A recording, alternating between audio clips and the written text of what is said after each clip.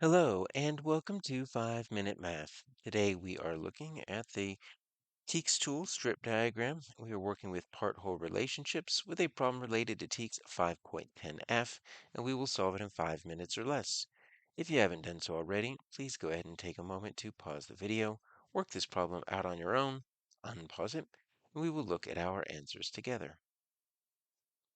So Marcus earns money from, look at this, you got income from dog walking, from lawn mowing, car washing, tutoring, and then we're spending money on lunch, supplies, bus pass, streaming service. Okay, so income means we are adding money in.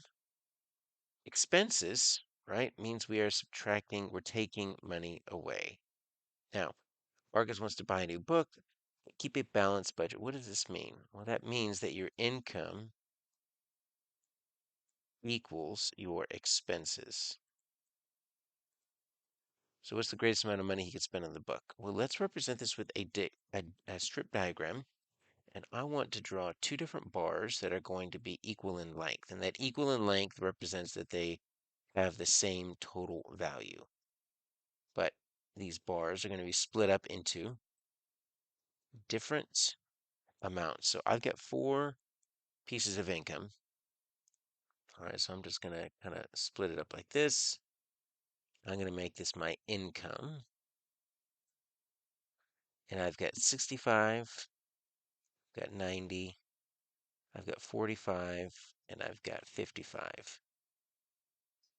Now, what I'm going to want to do is I'm going to want to figure out what does all of that equal. So knowing this, I'm going to have to add those up to figure out what my total income is because they didn't give that to me. Now, equal to that, so that means we're keeping a balanced budget, is going to be 5 different expenses. Now, you only see 4, but let me show you the 5.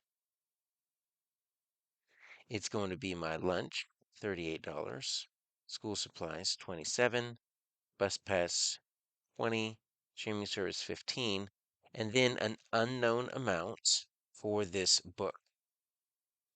All right, so we need to put that book in there because what Marcus is wanting to do is keep the same income and yet have a balanced budget, which means the expenses need to stay equal to or potentially less than your income. If it's more, then it's an unbalanced budget. So we're looking for the greatest amount. So let's see what that maximum amount that we can spend on the book is.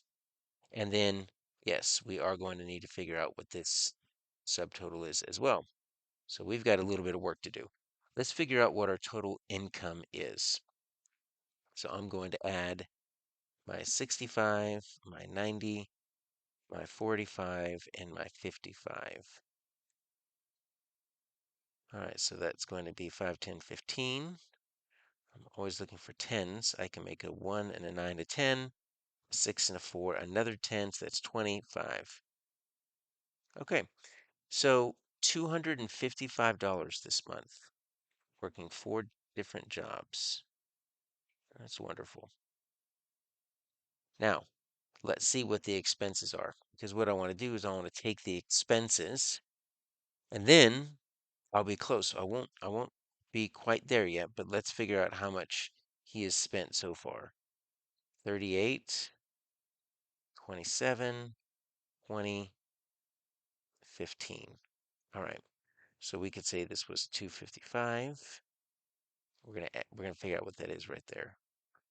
So 8 and 7 is 15. Add that 5 is 20. Can't make it 10, so 2 and 3 is 5.